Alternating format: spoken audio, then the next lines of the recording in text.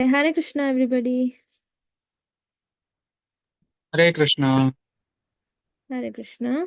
Hare Krishna Mataji. Yeah. So, Hare Krishna Mataji. Hare Krishna, Mataji. So, which Goswami are we learning about? Sanatana. Sanatan Goswami, right? Yeah, Hari Bol. And how is Sanatan Goswami? How did he escape from the jail? By bribing the warden. Okay, by bribing. And what money did he use to bribe? The money that was saved by Rupa Rupa Goswami. Goswami. Rupa Goswami, right? Yeah. Okay. And then what happened? Where did he go from there?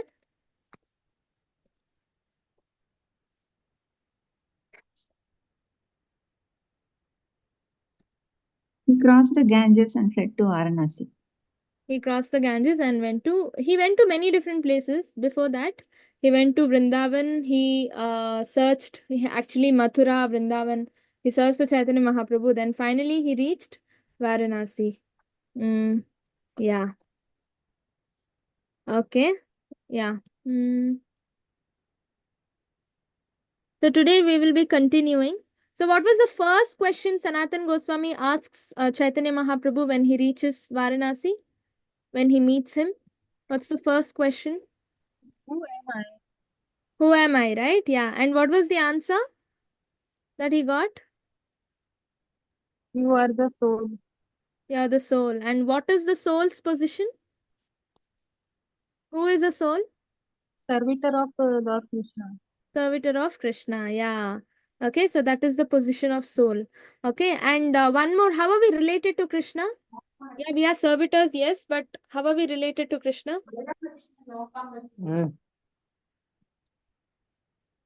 Part and parcel of Krishna. Part and parcel of Krishna. Mama Vamsho Jiva Loke Jiva Bhuta Sanatana. Right? So we are part and parcel of Krishna. So I think we stopped here. Where did we stop? Yeah, this we finished. Yeah, so this is where we stopped. So now, what is that one important lesson we learned from Sanatan Goswami's life? Who knows?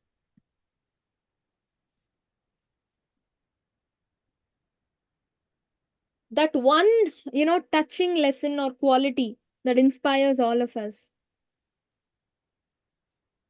Which is that?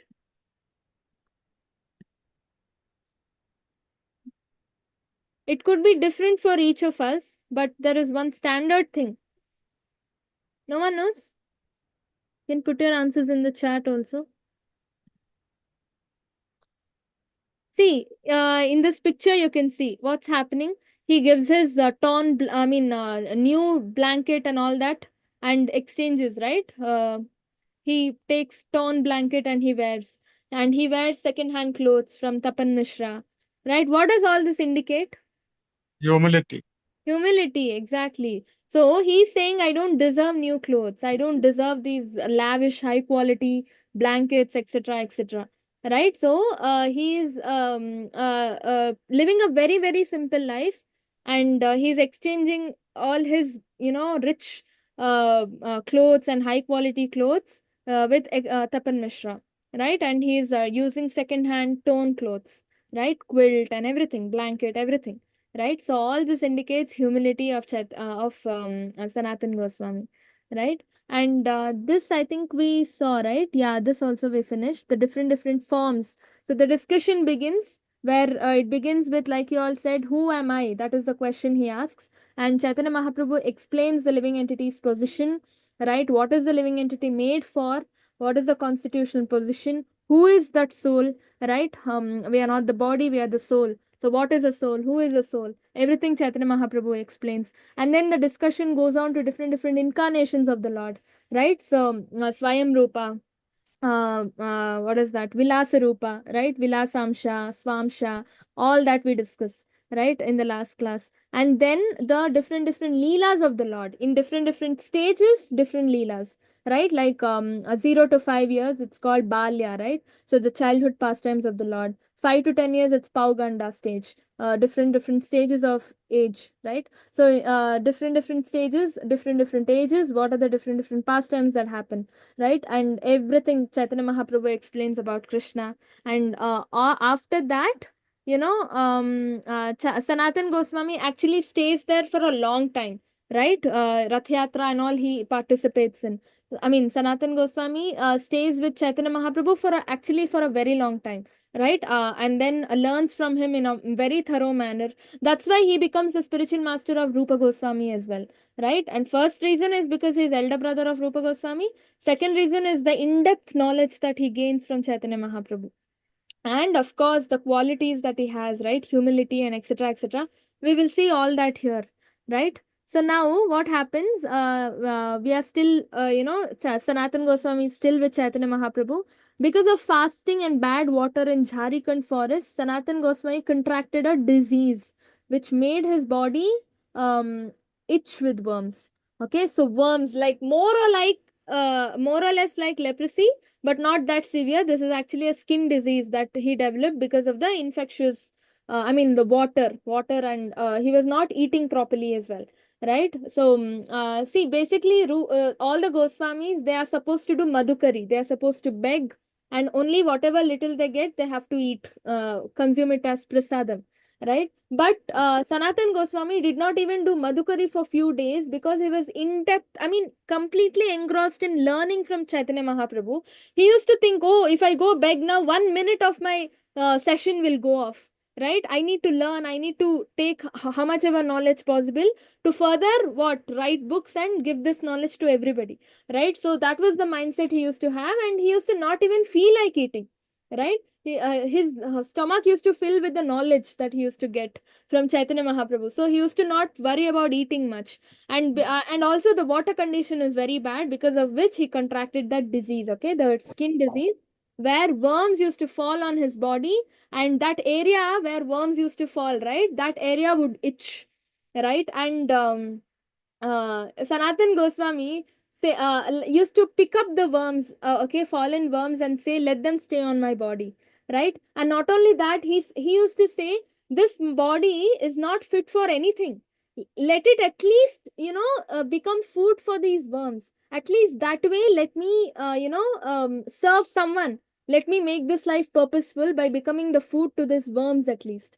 Can you imagine? That is called humility. That is called literally, the highest form of humility, which doesn't exist in today's modern world at all. Right? So he used to say, I'm fit for nothing. Let me at least be food for these worms. Right? There is one more personality who used to pick up fallen worms and put on his body. Who is that?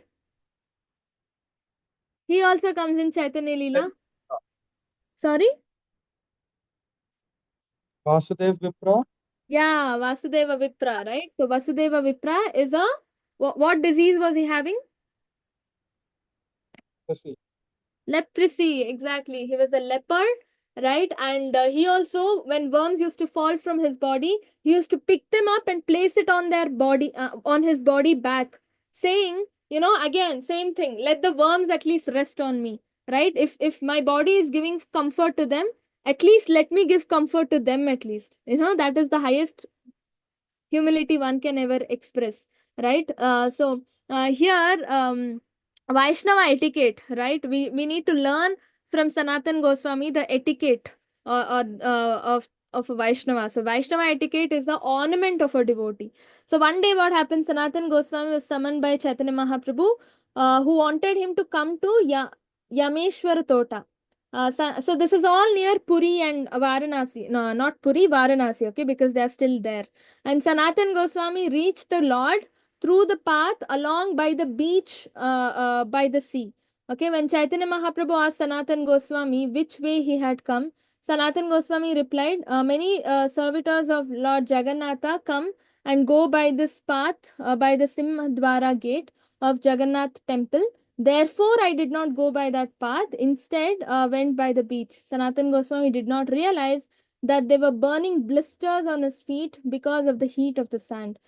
Sri Chaitanya Mahaprabhu was pleased to hear about Sanatan Goswami's great respect from the temple of Sri Lord Jagannath.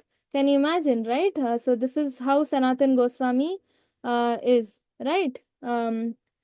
So, because there were many devotees passing through the main gate, Simhadwar, he did not want to go in front of them because he has got that disease, right? Skin disease. So he did not want to go in front of them and spoil their mood or whatever that they wanted to go and serve Jagannath. So what he did, he used to take the beach side of the way where there were it was very hot. He used to step on the sand, right, barefoot, and he used to visit the temple. There were burning blisters on his feet, and he did not realize that even. Can you imagine?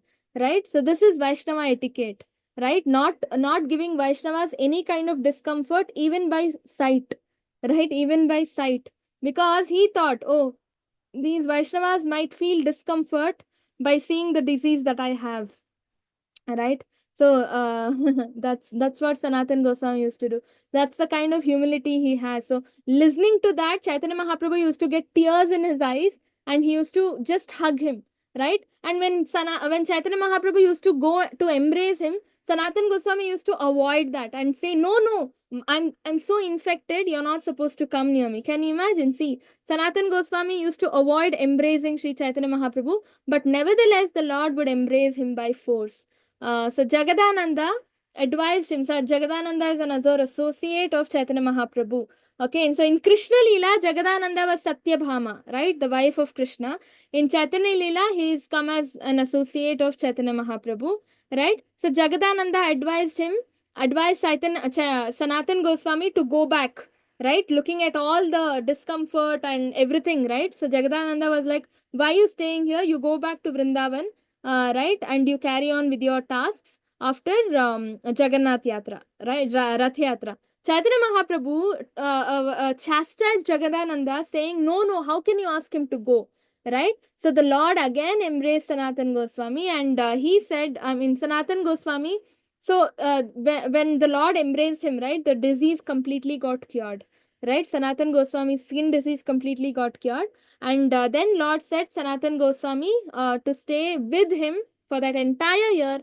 And then next year, after seeing Rath Yatra, he can go. Right? So this is how Sanatan Goswami had gotten the longest association with Chaitanya Mahaprabhu compared to other Goswamis. Right? So here we can see, right, Chaitanya Mahaprabhu embraced Sanatan Goswami again and cured the disease. Right? So Sanatan Goswami was having this discomfort only because of the disease, and then he cured. Right? So now the question is like, who is the master here? Who is the master? Chaitanya Mahaprabhu or Sanatan Goswami? Lord or a devotee? Who is the master? Anybody? Mataji, can you repeat the question? Question is, who is the master here? Is it Chaitanya Mahaprabhu or is it Sanatan Goswami? So mainly the question is, who is the master? The Lord is a master or a devotee is a master? Mataji, devotee becomes the master in certain cases, right? But I don't know in this case. Others? The Lord is craving and saying, Sanatan Goswami, don't go, stay here. For another year you stay. And the Lord is embracing Sanatan Goswami when Sanatan Goswami is saying, no, don't embrace me. And the Lord cured his disease without even he going and asking him to cure the disease. What do you think? Who do you think is the master here?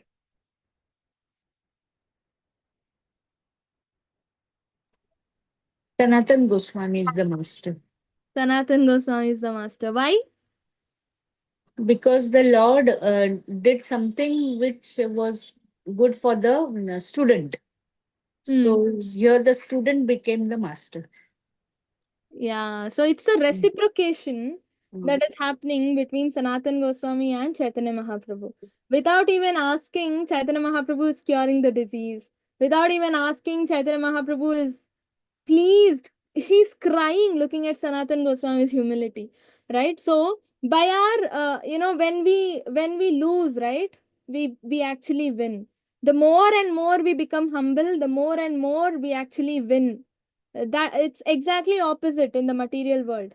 In the material world, if you're this humble, they will say you're incapable, right? Example is all this corporate world, right? If you start being humble, they say, oh, they are you're incapable of all this. You can't handle this, you can't handle that, right? And they might always what do you call they will not they will not measure your worth properly. But in spiritual world, right? So spiritual material world is an inverted tree.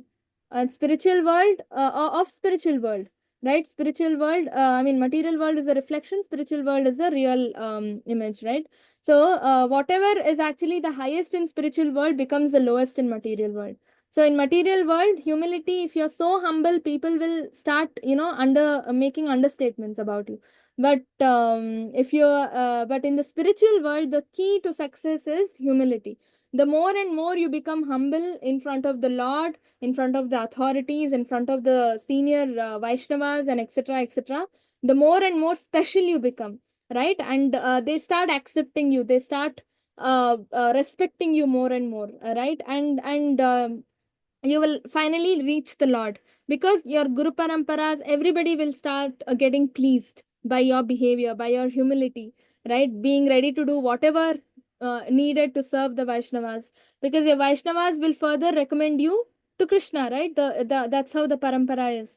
And finally, you get Krishna. So the more and more humble you become, the more and more closer you get to Krishna. And you can and out of devotion, what happens? Krishna becomes purchased by you, right? You can purchase Krishna. Only a devotee can purchase Krishna, right? And Krishna starts pleasing you later, because you have pleased him so much. Krishna starts pleasing you. So actually, it's just a reciprocation that happens, right? Example, gopis, right? Gopis used to dress up. They used to wear nice saris and nice gopi dress, nice jewelry, everything. Why? We are thinking, okay, gopis are wearing nice jewelry because they want to look good. But the actual reason is revealed in Chaitanya Charitamrita. The whenever Krishna used to look at gopis, he used to see, he used to think, oh, how beautiful these gopis are, right? And they used to see that spark in Krishna's eyes, and they used to think, okay, if we dress up well, Krishna will see, Krishna likes it. It brings a smile on Krishna's face, right? So they used to dress up more and more well, and they used to go in front of Krishna. And Krishna used to see them and feel very happy seeing their beauty. Oh, they are looking so beautiful. The more and more beautiful they look, Krishna is becoming happy. And to make Krishna more and more happy, they are becoming more and more beautiful. Can you imagine? So there is no end to this competition. Can you imagine, right? So the ultimately we can come to the conclusion that a devotee can actually start um, purchasing Krishna out of love, and only out of love, nothing else, right? And Krishna reciprocates if the love is genuine, right? And yeah, this pastime, I think last class we discussed, right? There was so Sanatan Goswami. Actually, all the 6 Goswamis were asked to build temples because they were rich, right? I mean, they although they had given away their wealth, they had given the responsibility of getting the temples built by talking to rich people and all that, right? So this deity was given to Sanatan Goswami, right, by a devotee. I forgot her name, right? But there's Madan Sadan pastime, actually. I forgot the devotee's name. She had a son called Sadan, okay? But she used to consider the Lord Madan Mohan also as her son. And whenever she used to serve food, right, she used to say, Madan, Sadan, both of you come and have. Right? So her son was Sadan, actually, but Madan also she used to consider Krishna also to be her son, right? So Madan, Sadan, both of you come and have. So that was the kind of relation she had with this deity. She used to worship the deity, Madan Mohan, right? And she used to worship the deity, and I think she became old and she gave it off to Sanatan Goswami to take care, right? I'm not sure how it went to Sanatan Goswami, but yeah, so because Madan Mohan was used to eating that devotee's food, right?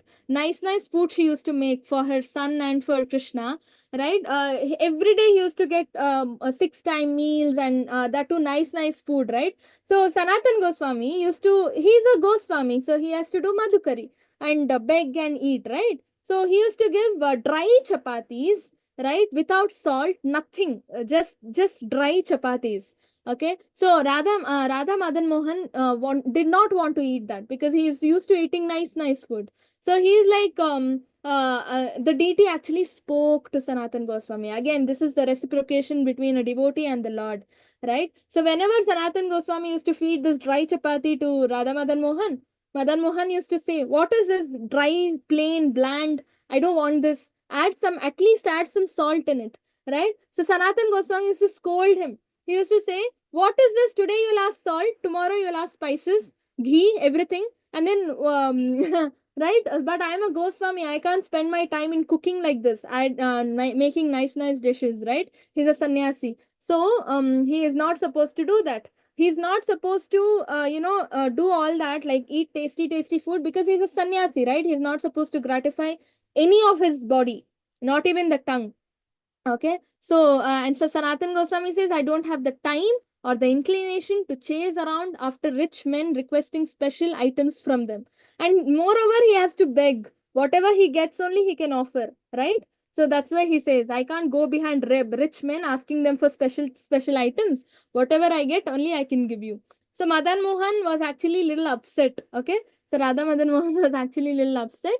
And he was actually a son of Nanda Maharaj, right? So even Yashoda Mata used to give him nice food. So that's why he was hesitant to eat the dry chapatis, right? So Sanatan Goswami understood. Okay, he is Nanda Maharaj's son. It'll be little difficult for him to eat this. So he was thinking what to do, what can be done, what can be done. So at that time, exactly at that time, what happened? A wealthy man. Okay, he's actually a trader, and he comes running. He comes to Sanatan Goswami. Actually, it was heavily raining and storms and all was there. So his boat was stuck in the sea, actually, okay, on the sandbar, and he couldn't manage to free it, right? So the boat was having like lot of riches, like products and all that, which he had to trade for money, right? But this more boat is not even moving. Now what to do? And if it starts raining and storming heavily and all that, then what if the boat, just sinks, or something happens and he loses all his products, right? So all that was there. He was very scared, anxious, right? So he came and he looked at Sanatan Goswami. He looked like a Goswami, right? So he was like, okay, you look like a Goswami.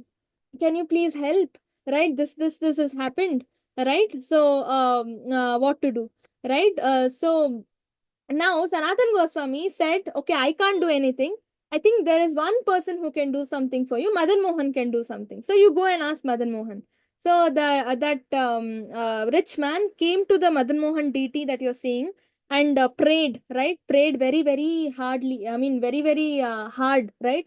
Very intense, deep prayers. And then Madan Mohan actually blessed him, right? Then he got the news that they could free the boat, right? So there was heavy rains and somehow the sand just freed and the boat also freed, and then he could sell the goods and he got lot of money, right? He got lot of money. Then Sanatan Goswami asked that rich man, okay, fine, you got what what you wanted, right? Now what are you doing in return for Madan Mohan? Madan Mohan only helped you, right, to free the boat and all that. Now he did it, so what are you going to do in return for him, right? So then he's actually a trader, right? So he also had that business mindset. Okay, fine, he did something for me. I should also do something for him in return. So he was like, okay, what to do, what to do. Then Sanatan Goswami was like, you take care of the deity. I'm handing it over to you, right? You take care of Madan Mohan from today. You build a big temple here in Vrindavan and you start taking care.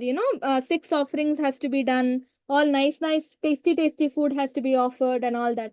So he's a rich man. He built the temple, Radha Madan Mohan, even today in Vrindavan, right? Very big and famous temple. So then he took care of the temple. He managed it so well.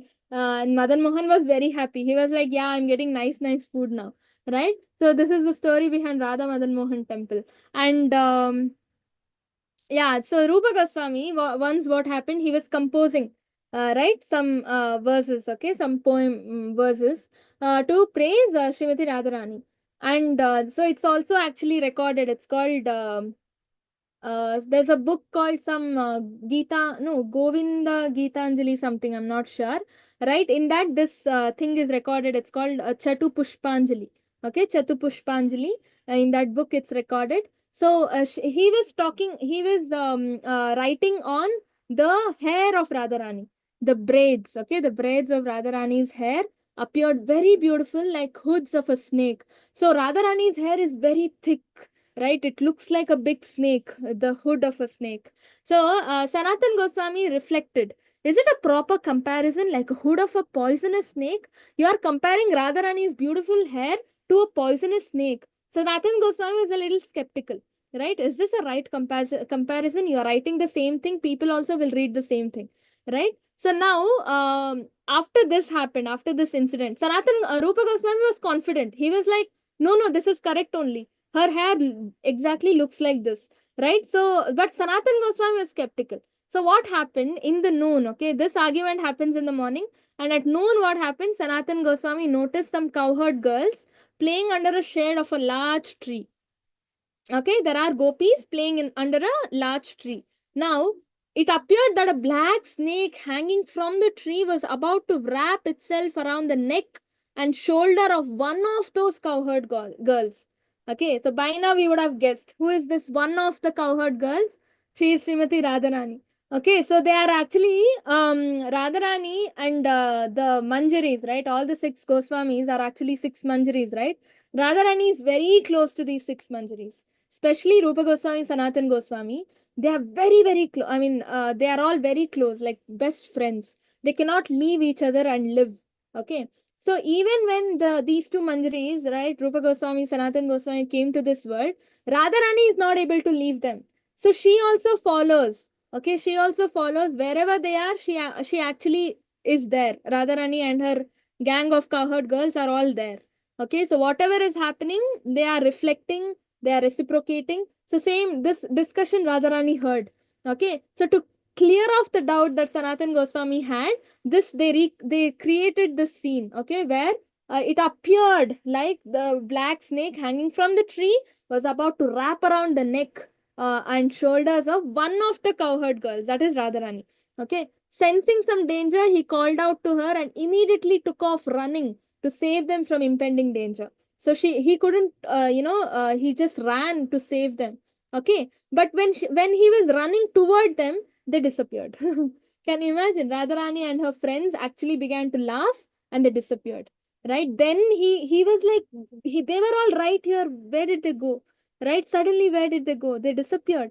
Okay. Then he explained the incident to Rupa Goswami, and Rupa Goswami said, see, so my comparison is correct only. The hood of the snake only. The hair is like hood of the snake only. Then Sanatan Goswami got the confidence. Yeah, to just to prove this happened. So like this, there are innumerable pastimes, right, where Radharani is reciprocating with the Manjaris, right, especially with Rupa Goswami and Sanatan Goswami, and different books that Sanatan Goswami wrote.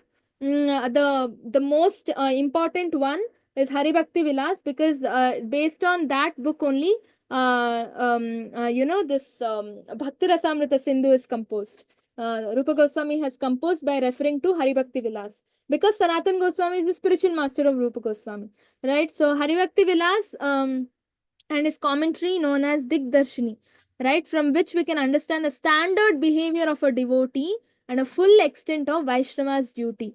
Hari Bhakti Vilas was originally composed by Sanatan Goswami. Later, Gopal Bhatta Goswami produced a shortened version of it and added the Digdarshini Thika, or the commentary. Okay, next, Brihad Bhagavatamrita, that is also a very famous book.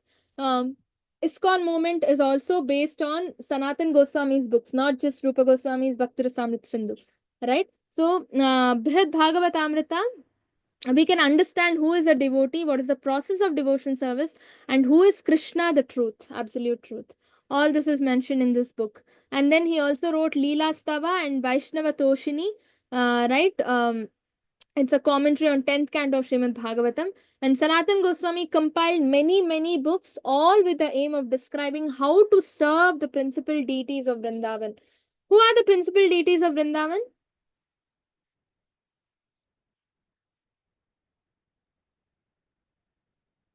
Who are the principal deities of Vrindavan? Radha Madan Mohan. Radha Madan Mohan, then?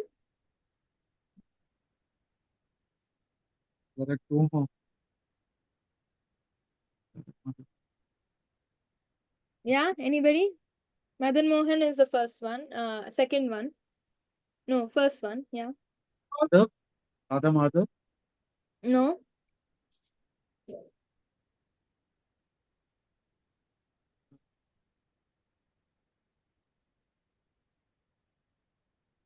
Okay, fine. Now, okay, fine. Leave that. Now, all these three deities are in one deity. At least name that deity. Anybody knows? These three principal deities of Vrindavan are present in one deity. Anybody knows which is that deity?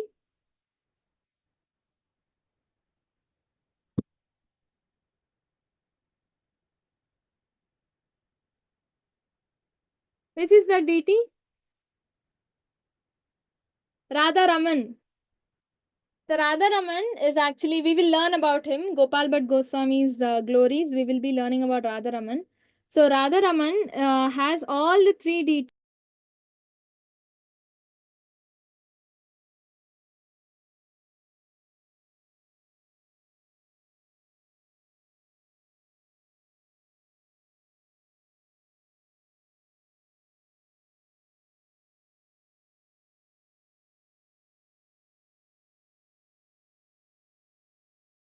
Sorry, I was on mute. So Radharaman has all the three deities present there, right? So first deity is Radha Madan Mohan, as Prabhu said. Which is the second and third? Radha Govinda. Okay, Radha Govinda Dev. Then I'm trying to Radha remember. Damodar. no. Radha Madhav.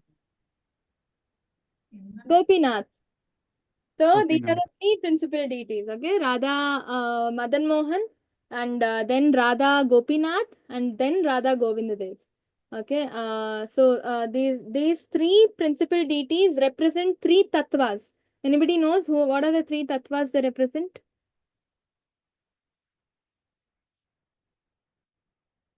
There are three tattvas. Okay, Sambandha, Abhideya, and Prayojana. So when you Sambandha means relationship between us and the Lord. So when you pray to Radha Madan Mohan, you will get the understanding of this relationship that we have, Sambandha. Some kind of relation gets established between you and the Lord. That is Sambandha Tattva. That is Radha Madan Mohan representing. Next, Radha Govinda Dev represents Abhideya. Abhideya means now you know the relationship. What do you do to realize that relationship? It is devotion service, right? There is a process to realize that relationship that you have with the Lord. That is devotion service. So that is represented by Govinda Dev. When you worship Radha Govinda, that devotional service automatically, you can start performing devotional service easily. So you worship Radha Govinda Dev or Radha Govinda. Next is Radha Gopinath. That is the Prayojana. Prayojana means result. So what is the result? Krishna Prema, right? So Krishna Prema is getting Krishna Prema and realizing that relationship that you have with the Lord is the prayojana or the result. That you get, with Radha Gopinath. Gopinath indicates the result, right? So these are the three deities which indicates three things. So Sambandha, Abhideya, Prayojana. Very, very important. Right. So here also we are discussing the same thing, right? Chatushloki Gita also talks about the same thing. तेषां सततयुक्तानां भजतां प्रीतिपूर्वकं ददामि बुद्धियोगं तं येन माम् उपयन्ति ते. Krishna says. What does it mean? Krishna says first is ममैवांशो जीवलोके जीवभूत सनातन मनःशस्तानि इन्द्रियाणि कर्षति prakriti stani karshati. That means mamaivamsho, we are all part and parcels of the Lord, but because we come in contact with the material world, we forget our relationship with the Lord. We are all part and parcels, but we forget our relationship because we come to the material world, because we are in contact with the material modes, right? The sattva guna, rajoguna, tamoguna, right? Goodness, passion, ignorance. Because of this, we forget it. Now we have to re-establish it, right? So that represents, this part of the Sambandha Tattva represents the Radha Madan Mohan. Next is Abhideya Tattva. How do you do that? Tesham Satata Yuktanam. By offering Satata Yuktanam all the time, right? Every time bhajatam preeti purvakam. What do you have to offer? Loving devotional service. With love, you have to offer devotional service all the time. Then dadami buddhi yogam tam yenamam payantite. Then Krishna says, I will give them intelligence by which they can come to me. Right? That's what he says. So that is abhideya tattva, or the process of devotion service. That is represented by Radha Govinda. Right? By worshipping Govinda, performing devotion service becomes easier. Then prayojana is the result. Right? Result is going back home, back to Godhead. Right? Yad gatvana nivartante tadhama paramamama. That's the result. That is represented by Gopinath, where the Lord is in the form of Gopinath, right? Or taking care of all the gopis there in Vrindavan. So that is the deity representing Prayojana. Okay, so these are all summary, summarization of what Sanatan Goswami and Chaitanya Mahaprabhu discussed. Okay, and some of the activities Lord Chaitanya Mahaprabhu wanted to do through the body of Sanatan Goswami. So this is all very nicely explained in Hari Bhakti Vilas, and Rupa Goswami has even better explained in Bhakti Rasamrita Sindhu. And then Chaitanya Mahaprabhu also wanted to explain the Vaishnava Achar or the Sadachar, right? Vaishnava Achar, that is also explained in Hari Bhakti Vilas by Sanatan Goswami. Then to establish the worship of deities in different mathas and mandiras. That's why so many temples were built. Actually, the Goswamis built a lot of temples, right? In Vrindavan. And then reveal the most hidden or lost tirthas, right? They were the one who unveiled Radha Kund, Shama Kund, right? All the other kunds and tirthas, everything. It was all done by the Goswamis, right? And then to expand the process of Yukta Vairagya. Yukta Vairagya means what? Anybody knows what is Yukta Vairagya?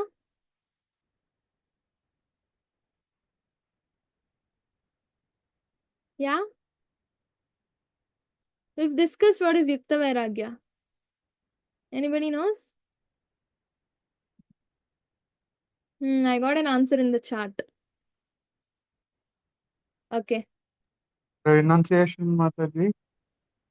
Renunciation of what?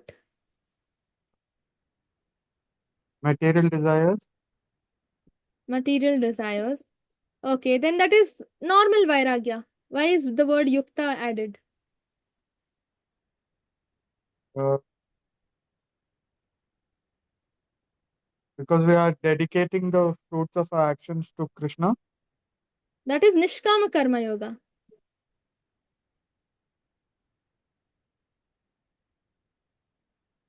No one knows?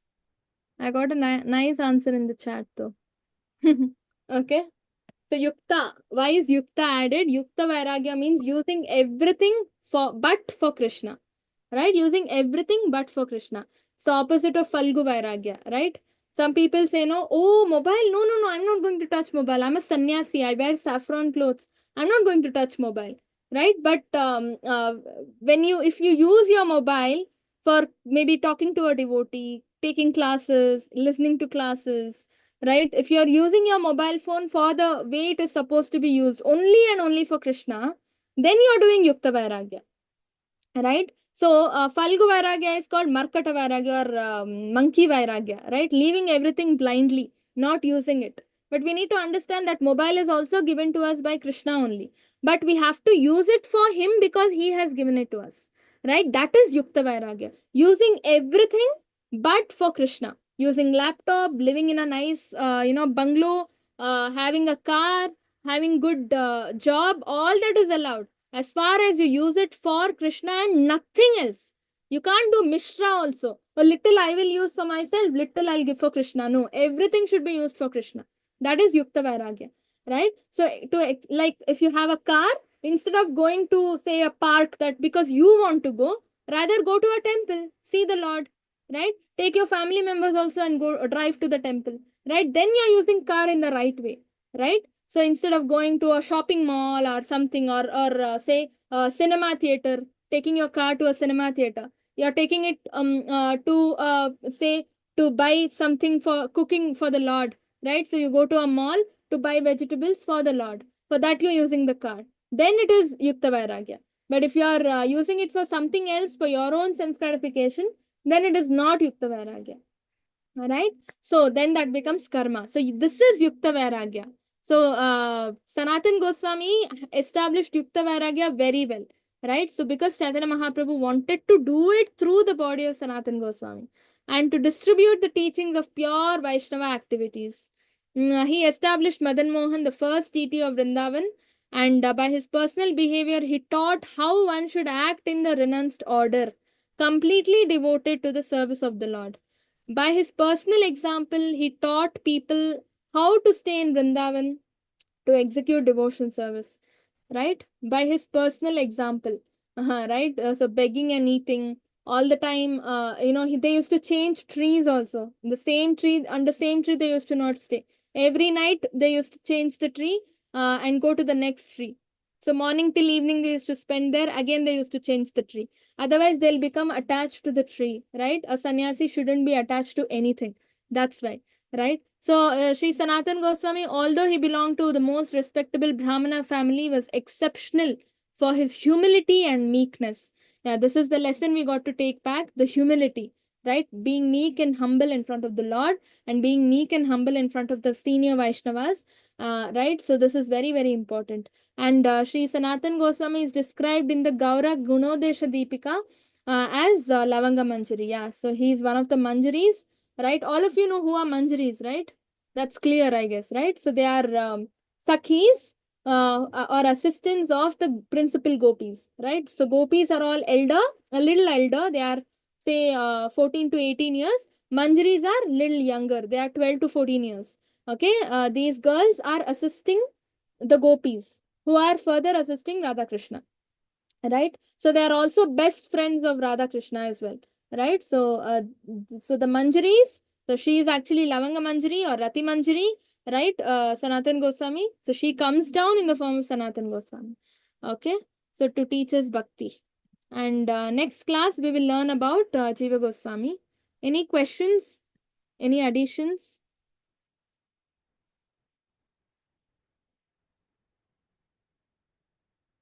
Hare Krishna. Anybody?